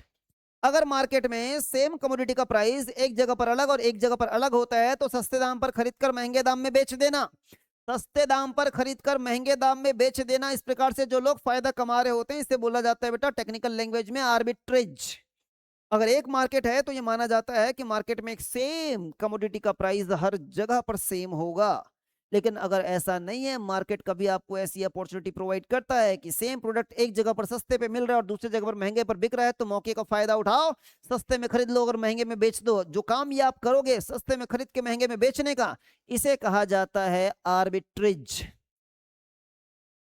अगर ऐसा इन दोनों मार्केट के बीच में आर्बिट्रेज है, अब जैसे बिजली है ना, आप अगर किसी किसान को बिजली बेच रहे हैं सस्ते दाम पर, तो वो किसान सेम बिजली जो आप किसान को दे रहे हैं वो किसी बिजनेसमैन को नहीं बेच सकता कि सर मैं आपको बेच देता हूं, सर मुझे थोड़ा सा पैसा दे दीजिएगा। नॉट पॉसिबल ना, कि एक किसान बिजली बेचना चालू कर दे।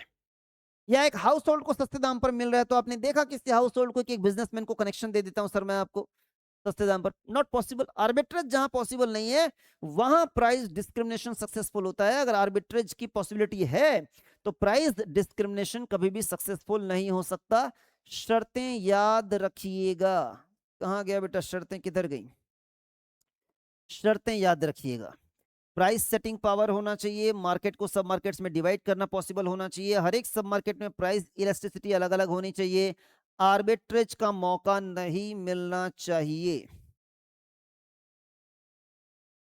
अगर ये चारों शर्तें पूरी हो जा रही है तो मोनोपोलिस्ट चाहे तो पूरे बड़े मार्केट को दो मार्केट्स में डिवाइड कर सकता है। मार्केट में डिवाइड करने के बाद वो देखेगा कि कहां पर इलास्टिसिटी कम है, जहां इलास्टिसिटी कम है वहां पर वो हाई प्राइस चार्ज करेगा, और कहां पर इलास्टिसिटी ज्यादा है, जहां इलास्टिसिटी ज्यादा है वहां पर वो लो प्राइस चार्ज करेगा। मैं आपको दिखा भी देता हूं बेटा, यहां पर मैंने आपके लिए समरी बनाकर यहां पर रखा हुआ है।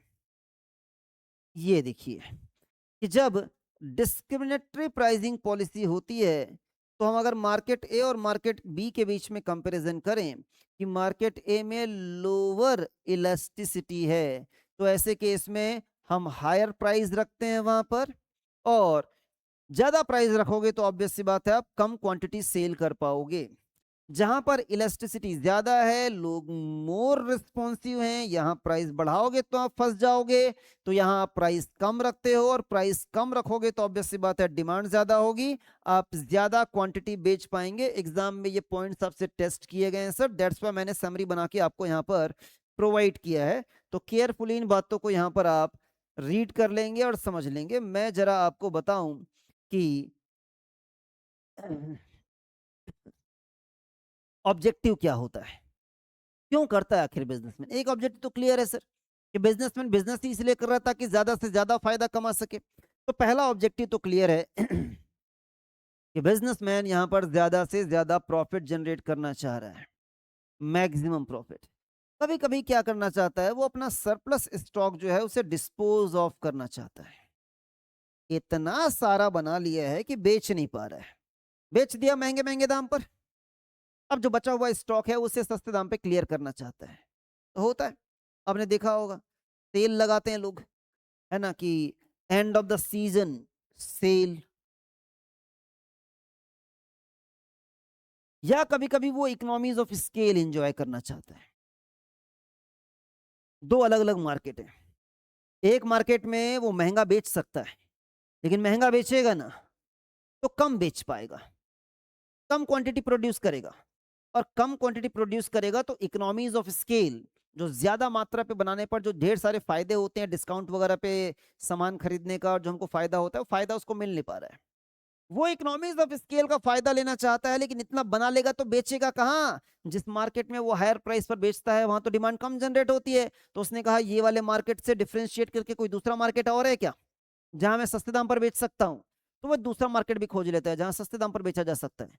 तो एक मार्केट में जहां वो हायर प्राइस पर बेच रहा है वो हायर प्राइस पर ही बेचता रहता है, और वो एक दूसरा मार्केट खोज लेता है जहां वो सस्ते दाम पर सारे सामान बेच पाए।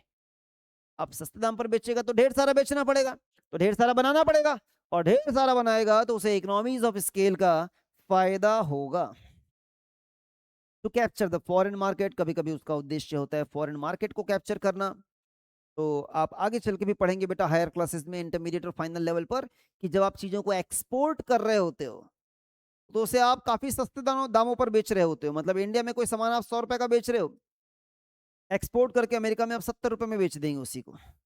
अभी आपको सुन के आश्चर्य होगा कि सर हिंदुस्तान में बेचेंगे तो ट्रांसपोर्टेशन का कॉस्ट कम आएगा ना सर, एक्सपोर्ट ड्यूटी भी नहीं लगेगी। सर फिर अमेरिका में बेच रहे हैं तो सस्ता कैसे बेच ले रहे हैं? वो आप आगे चल के डिसीजन मेकिंग में पढ़ेंगे हायर लेवल के क्लासेस में। इवन हम जब विदेशों में सामान बेच रहे होते हैं तो और सस्ता बेचते हैं ताकि वहां के कंपटीशन को हम कैटर कर पाए, क्योंकि प्राइस के बेसिस पर भी कंपटीशन चल रहा होता है अच्छा खासा। To secure equity through pricing, और कभी-कभी आप थोड़े से पब्लिक वेलफेयर के बारे में सोचने लग जाते हैं। वैसे बिज़नेसमैन कम ही सोचता है, लेकिन फिर भी हम मान लें कि आप पब्लिक वेलफेयर के बारे में सोच रहे हैं, सोशल वेलफेयर के बारे में सोच रहे हैं। आपके दिमाग में ये चल रहा है कि यार फेयरनेस होनी चाहिए। जो लोग महँगे दाम दे सकते हैं, उनसे तो मैंने महँगा दाम ले लिया, पर जो लोग नहीं दे पाते हैं यार, उनको सस्ते दाम पर प्रोवाइड कर देता हूँ। आपने यहाँ पर सोशल जस्टिस के बारे में विचार किया कि समाज में न्याय होना चाहिए। जो लोग नहीं पे कर सकते उतना प्राइस, उनके लिए भी क्या होना चाहिए, अवेलेबल होना चाहिए। तो कभी-कभी ये वाला पर्पस भी ये पूरा कर रहा होता है। सबसे इंपॉर्टेंट मामला बेटा, हम पढ़ तो आखिर इक्विलिब्रियम के बारे में रहे हैं। ये तो हमने समझ लिया कि प्राइस डिस्क्रिमिनेशन कैसे होता है, तुमको कहाँ पर ज्यादा प्राइस वसूलना चाहिए, तुमको कहाँ पर कम प्राइस वसूलना चाहिए। अब मेन मुद्दा तो ये है कि एक मार्केट से मैं ज्यादा प्राइस वसूल करना चाहता हूँ तो एग्जैक्टली कितना वसूलूं, दूसरे मार्केट से मैं कम प्राइस वसूलना चाहता हूँ तो एग्जैक्टली कितना प्राइस, एग्जैक्टली कितना क्वांटिटी। मुझे तो एग्जैक्ट प्राइस और एग्जैक्ट क्वांटिटी चाहिए ना, जो कि इक्विलिब्रियम पॉइंट कहलाता है, जिससे कि मैं अपना ओवरऑल प्रॉफिट मैक्सिमाइज कर पाऊं। तो मुझे तो यहाँ पर अगर पूरे मार्केट को दो सब मार्केट्स में डिवाइड कर दिया है, सब मार्केट ए और सब मार्केट बी, तो मुझे तो ए के बारे में भी इक्विलिब्रियम प्राइस इक्विलिब्रियम क्वांटिटी चाहिए, और मुझे मार्केट बी के लिए भी इक्विलिब्रियम प्राइस और इक्विलिब्रियम क्वांटिटी चाहिए, ताकि मैं इतने प्राइस पर इतनी क्वांटिटी बेचकर अपने प्रॉफिट को मैक्सिमाइज कर सकूं। कैसे करेंगे? आपको एक काम करना है। सबसे पहले ये डिसाइड करना है कि टोटल आउटपुट आपको कितना तैयार करना है। टोटल आउटपुट का मतलब मार्केट ए प्लस मार्केट बी दोनों मिला के मुझे कितना बेचना है। याद रखना बेटा, सबसे पहले क्या डिसाइड करते हैं हम, मार्केट ए और मार्केट बी दोनों मार्केट मिला के मुझे कितना बेचना है। सबसे पहले हम ये डिसाइड करते हैं। ये हम कैसे डिसाइड करेंगे? इसे डिसाइड करने के लिए कुछ स्टेप्स फॉलो करने हैं। पहले मार्केट का मार्जिनल रेवेन्यू पता लगाओ, दूसरे मार्केट का मार्जिनल रेवेन्यू पता लगाओ। ये लीजिए सर, डायग्रामेटिक देख लिए, डायग्रामेटिकली देखिए। ये पहले मार्केट का हो गया मार्जिनल रेवेन्यू, ये दूसरे मार्केट का हो गया मार्जिनल रेवेन्यू। एक काम कीजिए, दोनों मार्केट के मार्जिनल रेवेन्यू को जोड़कर निकालिए एग्रीगेट, एग्रीगेट मार्जिनल रेवेन्यू। तो दोनों को जोड़कर हम लोगों ने ये पता लगा लिया यहां पर एग्रीगेट मार्जिनल रेवेन्यू, पता चल गया। फिर आपको पता है क्वांटिटी पता लगाने के लिए हम क्या करते हैं, हमें मार्जिनल रेवेन्यू को मार्जिनल कॉस्ट के साथ कंपेयर करना होता है। ये हमने यहां पर मार्जिनल कॉस्ट कर्व बना दिया। ये लीजिए सर, मार्जिनल कॉस्ट कर्व, जिस पॉइंट पर मार्जिनल कॉस्ट और मार्जिनल रेवेन्यू, ये एवरेज मार्जिनल रेवेन्यू लिखा हुआ है, बेटर अंडरस्टैंडिंग के लिए मैं मार्जिनल रेवेन्यू लिख रहा हूं। ये लीजिए सर, एवरेज बोल रहा हूं, एग्रीगेट, वो एग्रीगेट मार्जिनल रेवेन्यू वहां पर लिखा हुआ है। फॉर बेटर अंडरस्टैंडिंग मैं उसे वहां पर मार्जिनल रेवेन्यू लिख रहा हूं। आप बताइए सर मुझे, क्या यही पढ़ते आ रहे हैं हम लोग? चाहे मामला परफेक्ट कंपटीशन का हो, चाहे मामला मोनोपोली का हो, मोनोपोली में चाहे सिंपल मोनोपोली हो, चाहे मामला प्राइस डिस्क्रिमिनेशन का हो, दोनों ही केसेस में सबसे पहले हम क्या पता लगाते हैं यहाँ पर, क्वांटिटी। और कैसे पता लगाते हैं? मार्जिनल रेवेन्यू को मार्जिनल कॉस्ट से कंपेयर करके। पता चल गया क्वांटिटी, पता चल गया क्वांटिटी कि हम टोटल कितना क्वांटिटी बनाने वाले हैं। पर मुद्दा ये नहीं है कि टोटल क्वांटिटी कितना बनाना है, मुद्दा ये है कि मार्केट ए में कितनी क्वांटिटी बेचनी है और मार्केट बी में कितनी क्वांटिटी बेचनी है। तो सेकंड स्टेप हमारा यही है, हम पता लगाना चाहते हैं कि अब हमें इस टोटल क्वांटिटी में से कितना क्वांटिटी मार्केट ए में बेचना है और कितना क्वांटिटी मार्केट बी में बेचना है। तो चाहे आपको मार्केट ए में बेचना हो, चाहे आपको मार्केट बी में बेचना हो, आपको मार्जिनल कॉस्ट यही रखनी है। तो एक काम करते हैं, जो मार्जिनल कॉस्ट इक्विलिब्रियम पॉइंट पर निकल कर आ रहा है, जो मार्जिनल कॉस्ट यहाँ इक्विलिब्रियम पॉइंट पर निकल कर आ रहा है, उसे मार्केट ए और मार्केट बी में हम यूज कर लेते हैं। इधर भी सेम मार्जिनल कॉस्ट, इधर भी सेम मार्जिनल कॉस्ट, और इसके बेसिस पर आप यहां पर पता लगा लेंगे इक्विलिब्रियम क्वांटिटी। ये लीजिए सर, ये जो मैंने लाइन खींची यहां पर, ये मार्जिनल कॉस्ट हमारा डिसाइड हो गया। वहां से जो मार्जिनल कॉस्ट डिसाइड हुआ है उसे हम यहां यूज करने जा रहे हैं, जहां पर मार्जिनल कॉस्ट और मार्जिनल क्वांटिटी आपस में इंटरसेक्ट कर रहे हैं। सॉरी, मार्जिनल कॉस्ट और मार्जिनल रेवेन्यू आपस में इंटरसेक्ट कर रहे हैं। ये आपका हो गया sir point of equilibrium, equilibrium number 1, equilibrium number 2। मैंने यहाँ सारी बातें लिखी भी हैं बेटा आप लोगों के लिए, ये देखिए सारी बातें मैंने लिखी हैं, आप वो बातें वहां से बाद में जाके रीड भी कर सकते हैं। अब यहां से हमको पता चल जाएगा परपेंडिकुलर ड्रॉ करने पर कि यहां हमें कितनी क्वांटिटी बनानी है और बेचनी है, और मार्केट टू में हमको कितनी क्वांटिटी बेचनी है। मार्केट बी लिखा है क्या हमने, मार्केट बी में ये देखो बेटा, ये जो मैंने ब्लू इंक से मार्क कर दिया है ये हमारी क्वांटिटी है। एक्स एक्सेस में क्वांटिटी आती है ना बेटा, एक्स एक्सेस में क्वांटिटी आती। ये देखिए इतनी क्वांटिटी हम मार्केट ए में, ये हमारा टोटल क्वांटिटी था, टोटल में से इतना हम यहां बेचना चाहते हैं मार्केट ए में, इतना हम मार्केट बी में। अब अगर आपको पता चल गया कि कितनी क्वांटिटी आपको बेचनी है तो क्वांटिटी के बाद आपको प्राइस निकालना है कि यार इतनी क्वांटिटी मुझे बेचनी है तो मैं कौन से प्राइस पर बेच सकता हूं। और जब प्राइस की बारी आती है तो आपको शरण में जाना पड़ेगा डिमांड कर्व के, आपको डिमांड कर्व के शरण में जाना पड़ेगा। ये रहा बेटा हमारा डिमांड कर्व यहां पर। अब आप यहां पर देख सकते हैं कि इतनी क्वांटिटी अगर मुझे बेचनी है तो मुझे कौन से प्राइस पर बेचना पड़ेगा। ये रहा आपका प्राइस, मैं यहां से मार्किंग कर देता हूं। ओहो कुछ ज्यादा ही बड़ी मार्किंग हो जा रही है, ये ठीक है अगर आपको दिख पा रहा है। ये हमारा प्राइस है बेटा, हमें मार्केट ए में पता चल गया कितनी क्वांटिटी बेचनी है कितने प्राइस पर बेचना है। सिमिलरली हमको मार्केट बी के बारे में पता चल गया कि हमें कितनी क्वांटिटी बेचनी है और कितने प्राइस में बेचना है। ज्यादा ऊपर ले गया मैं, जस्ट अ मिनट, यहां तक आएगा। ये लीजिए आपको यहां पता चल गया मार्केट बी के रिस्पेक्ट में भी कि कितनी क्वांटिटी बेचनी है और कितने प्राइस पर बेचना है। क्या प्रोसीजर फॉलो किया बेटा, मैं एक बार रिवाइज करवा देता हूं। मोनोपोली में बात एकदम क्लियर है, पहले आप क्वांटिटी पता लगाएंगे फिर आप प्राइस पता लगाएंगे, हमने यहां पर भी वैसा ही किया। हाँ बस फर्क इतना है कि मार्केट ए और मार्केट बी के लिए हमने पता नहीं लगाया, सबसे पहले हमने पता लगाया टोटल मार्केट के लिए कि भाई मुझे टोटल कितनी क्वांटिटी बनानी है, और टोटल जितनी भी क्वांटिटी बनानी है उसके लिए मेरा मार्जिनल कॉस्ट कितना आने वाला है। फिर उस मार्जिनल कॉस्ट को यूज करके हम लोगों ने पता लगा लिया कि मार्केट ए में हमें कितनी क्वांटिटी बेचनी चाहिए, मार्केट बी में हमको कितनी क्वांटिटी बेचनी चाहिए, ताकि हम वो वाला मार्जिनल कॉस्ट मेंटेन कर पाए। जब दोनों ही मार्केट में हमने क्वांटिटी डिसाइड कर लिया तो फिर खेल खत्म हो जाता है बेटा। आपको डिमांड कर्व के साथ कंपेयर करना है, और जैसे ही आप डिमांड कर्व के साथ कंपेयर करेंगे तो आपको पता चल जाएगा कि आपको कौन से प्राइस पर बेचना चाहिए। आप मुझे एक बात बता सकते हैं क्या, इन दोनों में से किसकी इलास्टिसिटी ज्यादा है और किसकी कम है। मार्केट ए और मार्केट बी में से दोनों में से किसकी इलास्टिसिटी ज्यादा है और किसकी इलास्टिसिटी कम है। यहां आपको स्लोप ज्यादा नजर आ रहा है डिमांड कर्व का।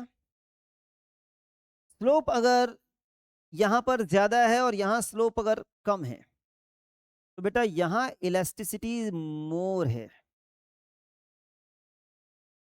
सॉरी उल्टा बोल दिया मैंने, इलास्टिसिटी लेस है और यहां पर इलास्टिसिटी मोर है।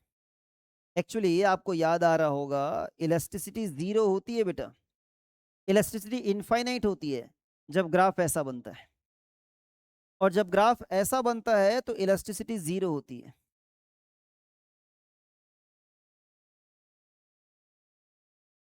तो यहाँ इलास्टिसिटी लेस है और यहाँ पर मोर है। खैर ग्राफ के बेसिस पे आपसे नहीं पूछा जाता, मैं बेवजह की चीजों पे उलझा दे रहा हूँ आपको।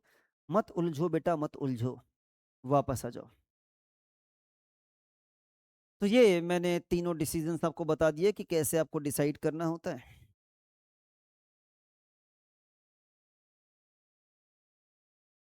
चलिए और क्या चीजें हमसे पूछी जा रही है एग्जाम में, यहाँ पर क्या पढ़ा था बेटा हम लोगों ने। हो गया, बस यहाँ पे हमारा कंप्लीट होता है बेटा। एक आध मिनट में आपको जल्दी से बता देता हूँ, ना भी बताऊं तो भी चलेगा। मोनोपोली के कुछ डीमेरिट्स है बेटा, बहुत सारे लोग मोनोपोली को अच्छा नहीं मानते हैं। वैसे मोनोपोली अच्छी होती भी नहीं है बेटा, क्योंकि मोनोपोली जो होता है ना वो सुपर नॉर्मल प्रॉफिट जनरेट करके दे रहा है किसको, ओनर को। आप और हम तो कंज्यूमर है ना, कंज्यूमर के लिए मोनोपोली कभी भी अच्छी नहीं हो सकती। तो मामला ऐसा है बेटा कि प्राइस डिस्क्रिमिनेशन अपने आप में बुरा माना जाता है। Processes less output than competitive firm, मतलब जो रिसोर्सेज लगाकर तुम ये अपनी मोनोपोली चला रहे हो, तुम ये रिसोर्सेज कहीं और लगाए होते या तुम्हारे अलावा किसी और ने किसी और बिजनेस में लगाया होता तो वो ज्यादा यूनिट प्रोड्यूस कर रहा होता। जैसे परफेक्ट कंपटीशन में होता है, वहां पर लोग ज्यादा से ज्यादा यूनिट प्रोड्यूस करके ज्यादा से ज्यादा क्वांटिटी बेचने की कोशिश कर रहे होते हैं। यहाँ पर ये लोग क्या करते हैं, अपना फायदा देखते हैं और कई बार तो कम बनाते हैं और महंगे दाम पर बेचते हैं, और फिर अकॉर्डिंगली वो क्या करते हैं, अपना प्रॉफिट बढ़ाने की कोशिश कर रहे होते हैं। तो ये क्या करते हैं, कम आउटपुट कभी कभी प्रोड्यूस करते हैं, और वो किसी भी इकोनॉमी के लिए अच्छी बात नहीं है। आप जानते हैं जितना ज्यादा आप प्रोडक्शन करेंगे उतनी ज्यादा आपकी जीडीपी होगी, उतना ज्यादा आपका नेशनल इनकम होगा। लेकिन अगर कोई मोनोपोलिस्ट सिर्फ अपना प्रॉफिट मैक्सिमाइज करने के लिए अगर प्रोडक्शन को लिमिट कर दे रहा है, तो उसका तो हो सकता है कि प्रॉफिट मैक्सिमाइज हो जाए, लेकिन what about the whole economy, पूरी इकोनॉमी में जीडीपी तो हैम्पर हो गया उससे।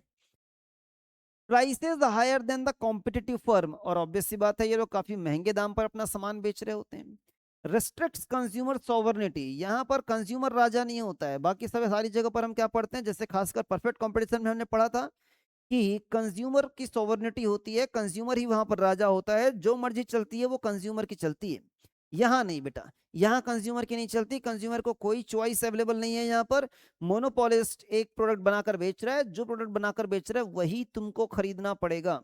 जैसे अभी लगभग मोनोपोली जैसी सिचुएशन अराइज हो जा रही है हमारे टेलीकम्युनिकेशन के बिजनेस में।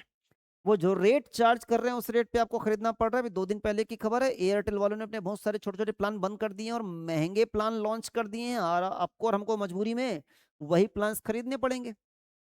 सोच के देखो, फिर भी अभी तो एयरटेल के अलावा आइडिया, वोडाफोन है और जियो है। अगर वो भी ना होता, सिर्फ एयरटेल होता और वो अपना रिचार्ज का प्लान बढ़ा के आपसे वसूलना चाहता, आप क्या ही कर लेते। There is no choice. तो यही बात यहाँ पर हो जाती है। तो barriers to entry, barrier to entry है, ये भी एक दिक्कत वाली बात है, क्योंकि ये कंपटीशन को ब्लॉक करता है, और जब कंपटीशन नहीं होती है तो कंज्यूमर को चॉइस नहीं मिलता है, कंज्यूमर को सही प्राइस नहीं मिलता है। No competition, no incentives to innovate. जब कंपटीशन होता है ना, तो अपने कॉम्पिटिटर से अलग निकलने के लिए, आगे निकलने के लिए ये लोग क्या करते हैं, इनोवेशंस करते हैं। लेकिन जब कंपटीशन ही ना हो तो फिर किस बात का इनोवेशन, फिर जो चल रहा है वो चलने दो। अनफेयर प्रैक्टिसेस, और कभी कभी ये लोग प्रॉफिट के दौड़ में इतने अंधे हो जाते हैं कि कुछ ऐसे प्रैक्टिसेस करते हैं जो कि अनफेयर है, जो उनको नहीं करने चाहिए।